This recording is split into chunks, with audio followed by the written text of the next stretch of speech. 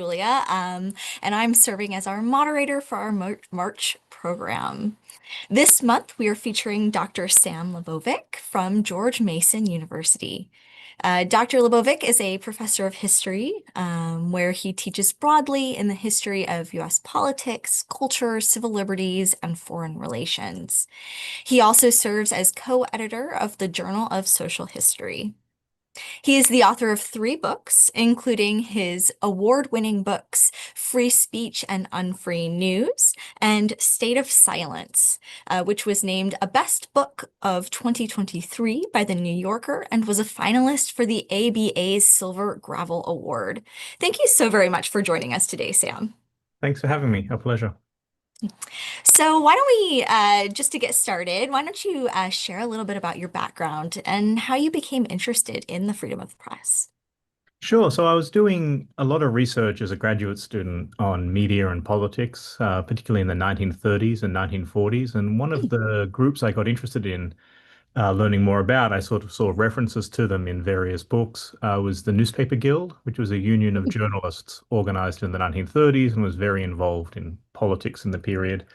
And so I started doing research about them, particularly by looking at old newspaper industry trade journals, the sort of the history of uh, sort of day-to-day life in the newspaper industry in those years. And I saw all of these debates about freedom of the press that looked really interesting and not at all like what I knew about the history of freedom of the press. And they and they really resonated a lot. This was in, I'm going to date myself, but this was in the mid 2000s. And so there was a lot of coverage in the news about the role of the media in the war on terror and the Mm. various ways that the war on whistleblowers was beginning to play out, what WMD and weapons of mass destruction. And there was also a lot of talk about the impact of the internet on freedom of the press. And so I thought these interesting debates from the 30s and 40s would shed some light on contemporary crises of the press, and that's how the work began. It turned into my first book. That is so utterly fascinating. And I love that it really just spans time. This is something that we're still having conversations about that you obviously saw in your research from the 30s, but then also we can trace it back to George Mason and the 18th century as well. So on that topic, George Mason is well known for his Virginia Declaration of Rights, which really was the very first Bill of Rights here in what would become the United States. And he included two freedoms in this document, freedom of religion and freedom of the press. Um, but it's really interesting that he was so interested in the freedom of the press as opposed to the freedom of speech, which is something that we see in our First Amendment today. So I wanted to ask you, what are the differences between these two freedoms? Are they not just the same thing? Uh, it's a great question, and it's surprisingly complicated. Well, it's a very simple answer in the one sense, and a slightly more complicated one in the other, which is um, that the Supreme Court has treated them basically as the same thing. Hmm. So the First Amendment says Congress shall make no law abridging freedom of the press or freedom of speech. Well, sorry, freedom of speech or freedom of the press, and has generally just treated the two as interchangeable, which is unusual in the law where you don't normally treat a second clause as if it's just a surplus, to the first. Oh, for sure. Yeah. The reason for that is that the way that the First Amendment has come to be understood is to treat free speech rights very expansively and to try Mhm. to really protect all free expression from government interference. Um, there have been periods in which, particularly newspaper industry lawyers and newspaper or media lobbyists, have tried to argue that the press clause should have some value added, something extra beyond general speech rights. Okay. The 1970s was one of those moments where they Mm. would say we should have access to prisons to do reporting or courtrooms. There was some efforts to create what was called a reporter's privilege, which was to say that a journalist couldn't be required to name their sources in a criminal investigation, like a doctor's privilege or an attorney privilege. And they tried to say, well, that's in the press clause, not just the general speech clauses. It applies to us, but not to everyone. And Mm. courts have been really reluctant to do that kind of legal maneuvering. They don't tend to want to create a special class of First Amendment rights because then you have to say, who's a journalist? Are you only giving it to certain types of journalists? Um, Mm. so Mhm. we're in actually in another one of those moments today. There was a group at Yale last year. There are other people who are arguing that the press clause should mean something more than general free speech rights. But by and large, in the courts and also in the popular culture, free speech and free press are kind of synonymous. Which is so interesting to have two separate freedoms for them to, almost be considered the same thing. Yeah, I mean, the way that it's been sort of treated is that freedom of the press is just a subcategory of general speech rights. So you have a right For sure. to speak freely.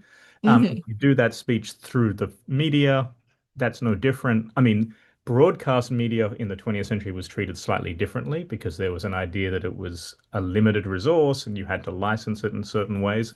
But the press was always understood to be just one avenue for free speech like any other. For sure. That makes total sense. Yeah. So speaking of free speech and freedom of the press and how these things have sort of intermingled over the years, I was sort of wondering if you could tell me a little bit about, going back in time to the 18th century, what does freedom of the press mean at this time, in the 18th century when George Mason is alive? And has this interpretation changed over the years? Yeah. So that it's a slightly difficult thing to answer definitively because we often want to go looking for what did things mean at the origins or in the founding. Yeah. And the simple answer that the historian will always give you is different people thought they meant different things, Yeah. right? There was debate and disagreement at the time about what the limits of freedom of the press meant and what the substance of that guarantee were. I do think there was a general consensus that at the very minimum, freedom of the press meant freedom from being officially censored or licensed before you printed.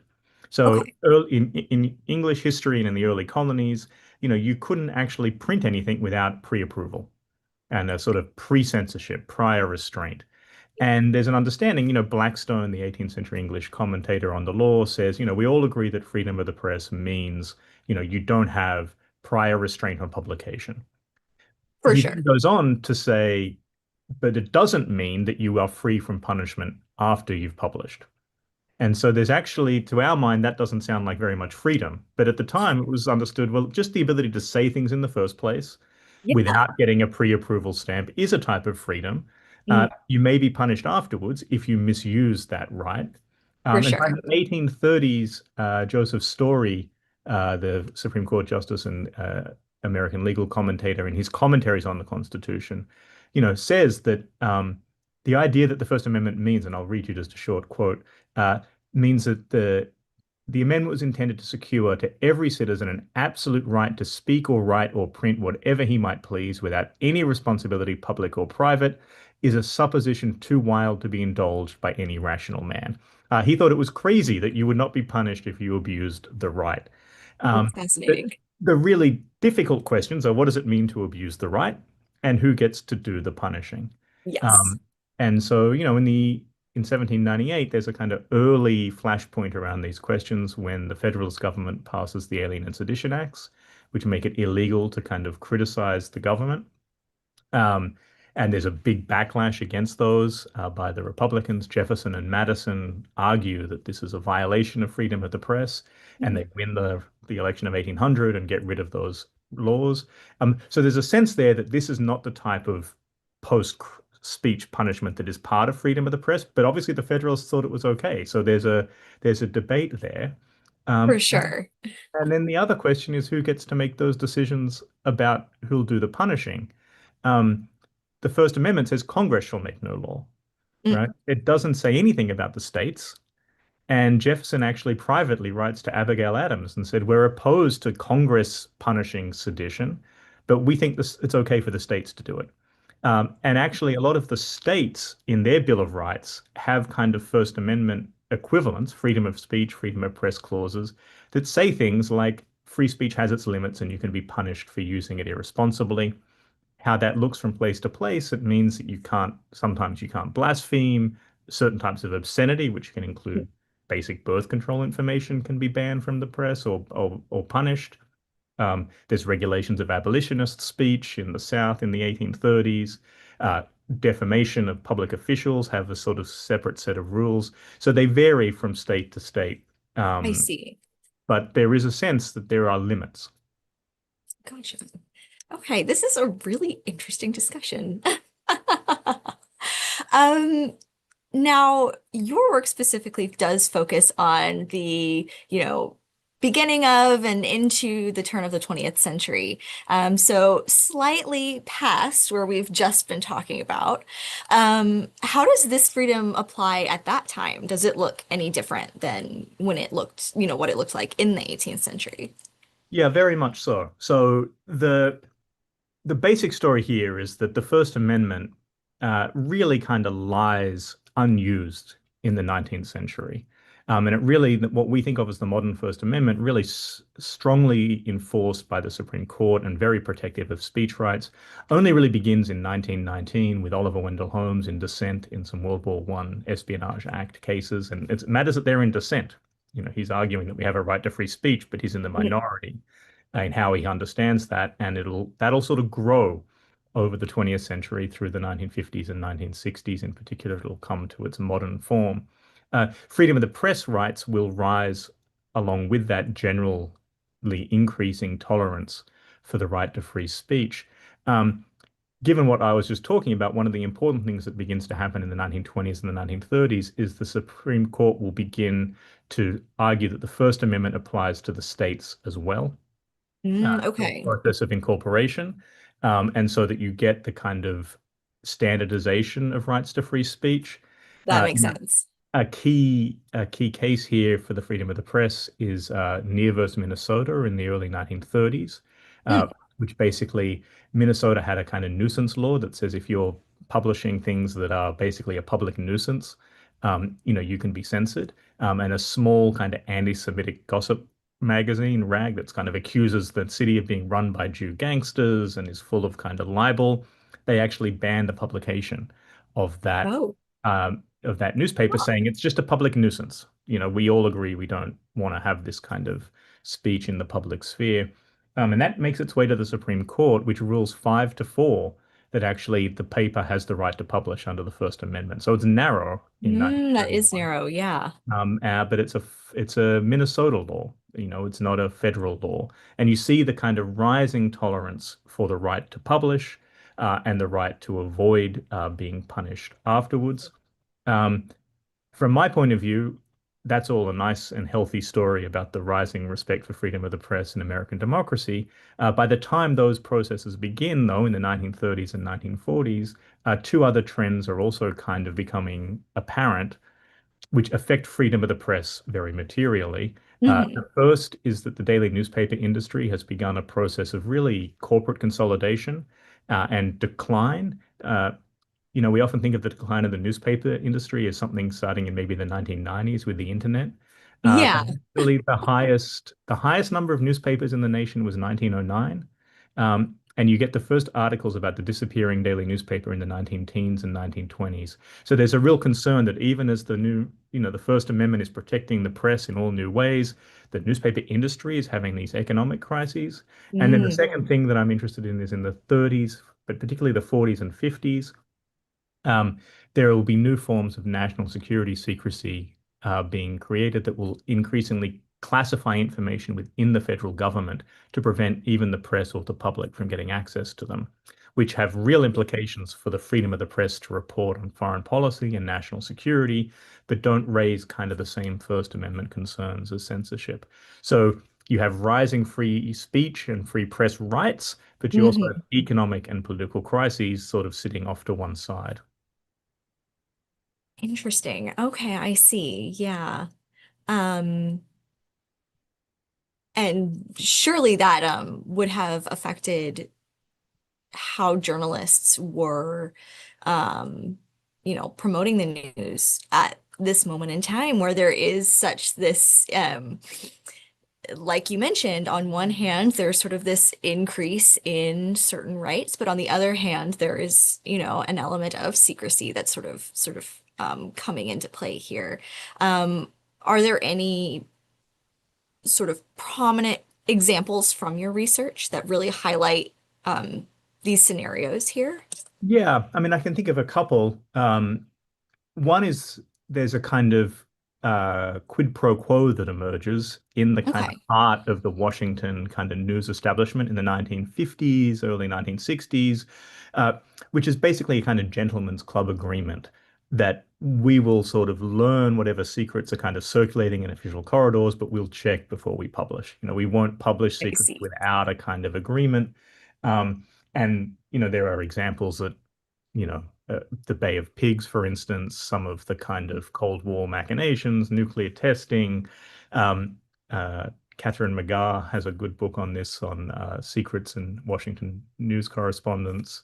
The exact title is but anyway, Catherine McGarr, McGarr, has a book on this subject. Um, George Herkin on the Georgetown set. There's a kind of little world here where there's a quid pro quo that shapes the ways that journalists do their work. Because Mm, to get access, they need to kind of be close enough socially and to the party line. for Um, sure. that begins to really break down, particularly in the 1960s with the ructions over the Vietnam War, and the press begins to kind of publish more controversial information. The most famous Okay. example of which are the Pentagon Papers Mm, leaked to the press by Daniel Ellsberg, a kind of insider who'd become disillusioned with the war. And that leads the Nixon administration to actually try to prevent the New York Times and then the Washington Post from publishing. Uh, that leads to the Pentagon Papers case, where the Supreme Court famously says that the First Amendment protects the right to publish secrets. And that's a great win for First Amendment press freedoms on the one hand. Um, what's often forgotten is that the government was simultaneously seeking to prosecute Daniel Ellsberg for violating the Espionage Act for giving over mm, secrets without authorization. Now, yeah. he never goes to jail, but that's because the case is thrown out because of Nixon misconduct. Basically, the Nixon administration had created the plumbers unit, later of Watergate fame, in order to fix leaks in the White House. That's why they were jokingly called the plumbers. They were fixing leaks. And the first thing they do is break into Ellsberg's psychiatrist's office to try to get dirt on him. And when that news breaks, the case is thrown out for misconduct. That's great news for Ellsberg and for Tony Rousseau, who had also been involved in sharing that information with the New York Times. But it's not so good for establishing a precedent that you have the right to leak classified information to the press, because it was an Yeah. unusual case.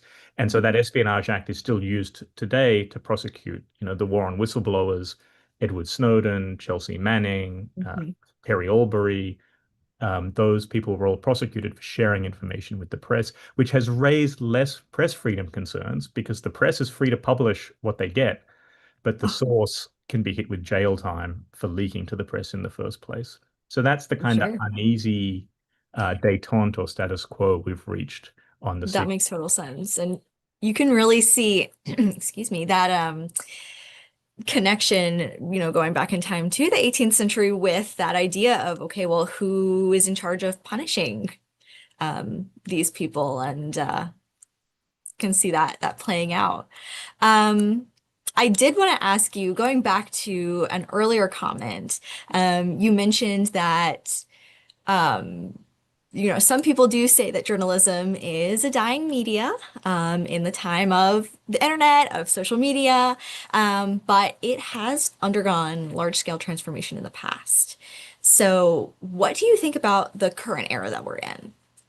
Yeah, I mean, I think the general story I would tell is that it's been a good era for the diversification of opinion journalism Mm, and the ability of more Americans to kind of get opinions out and circulating. Social media has been great for that. The blogosphere back in the day was good for that. There's been a rise of opinion and commentary and talk. yeah. That's only one of the functions that we ask for from journalism, though, and only one of the functions of freedom of the press. Um, I will put one slight, before I get to the other function, I'll put one sort of slight asterisk on my comments that it's generally been a good era, in that quite recently we've started to see some new signs of more traditional censorship taking on Mm, First Amendment freedoms that would affect that diverse ecology of commentary and opinion.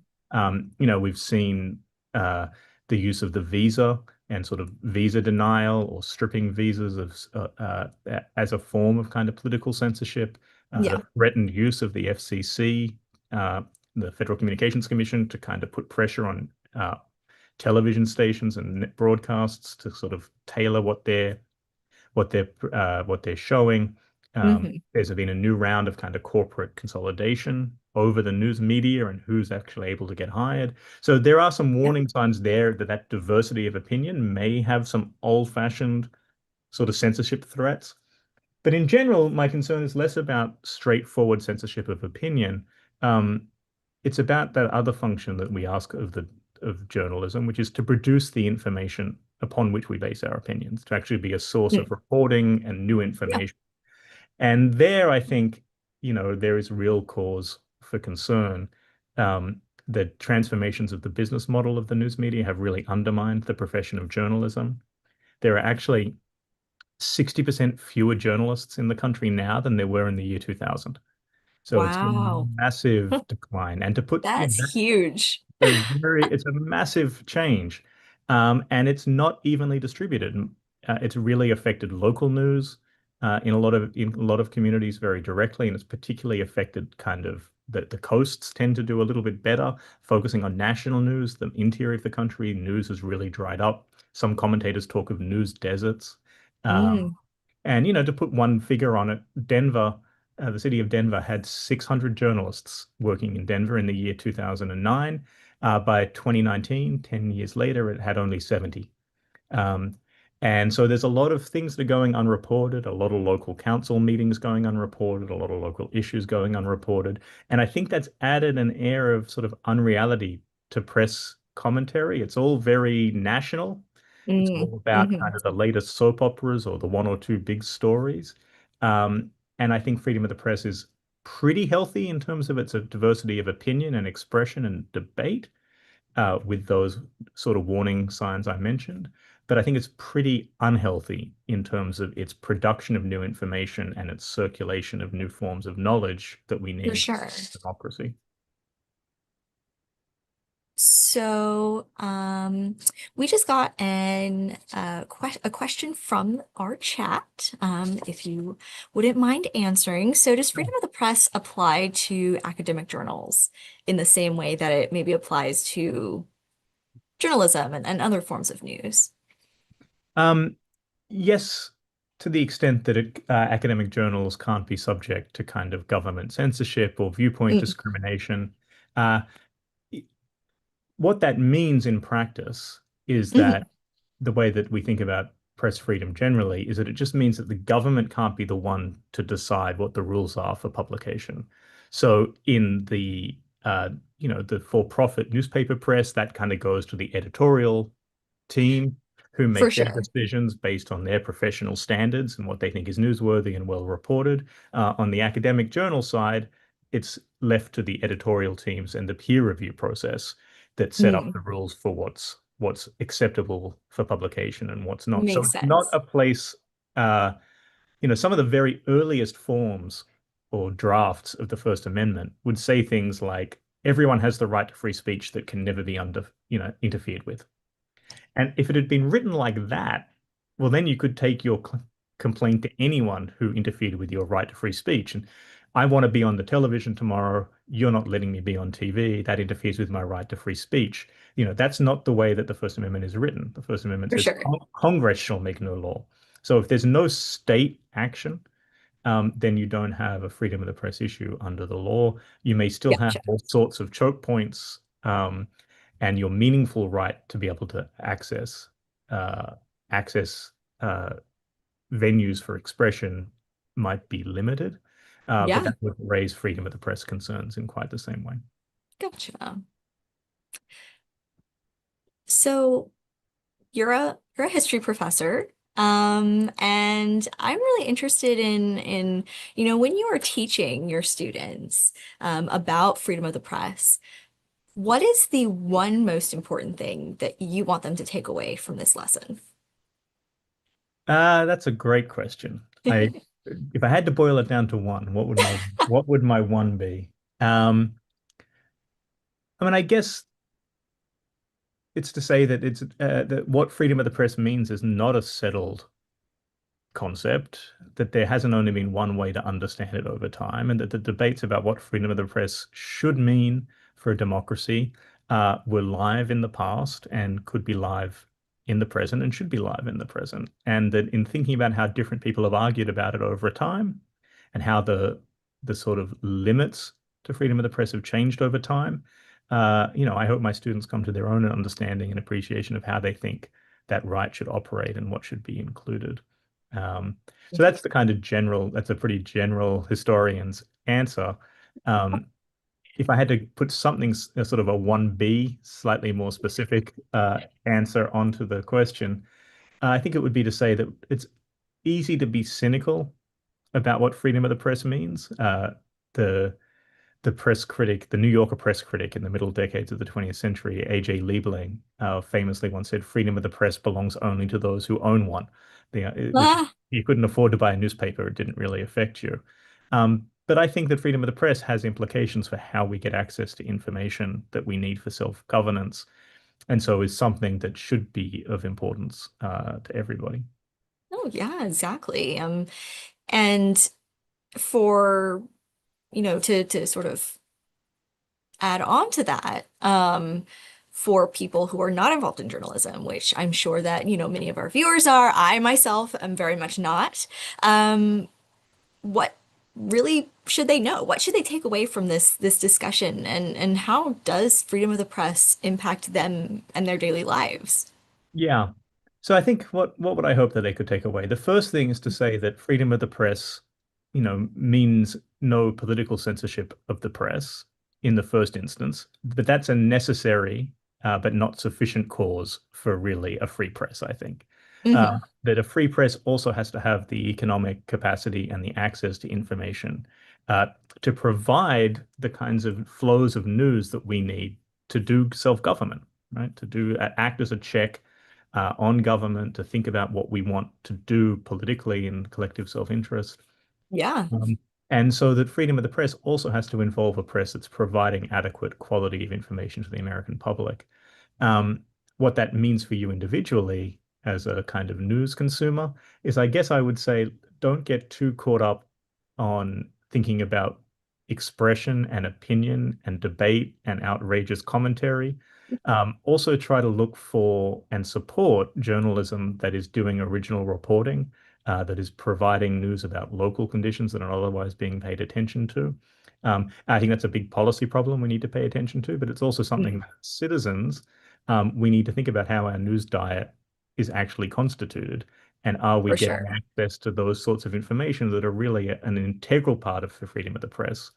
Because if we're not looking for them and not reading them, uh, they really will dry up, and we'll be left with just kind of a smorgasbord of opinion and argument, but not necessarily the information that should inform those debates. Yeah, no, absolutely. And that's, I think a really important thing for us all to take away is, this is um the era of journalism that we're living in, and just sort of trying to figure out, well, how do you um how do you absorb, whatever news it is that you're absorbing. So thank you so very much again for joining us for our first installment of our Freedom series. Please join us next month as we continue highlighting the freedom of the press. Brianna Erickson from the Freedom of the Press Foundation will be leading a discussion on this topic on Wednesday, April 15th. We hope to see you then, and as always, stay hungry.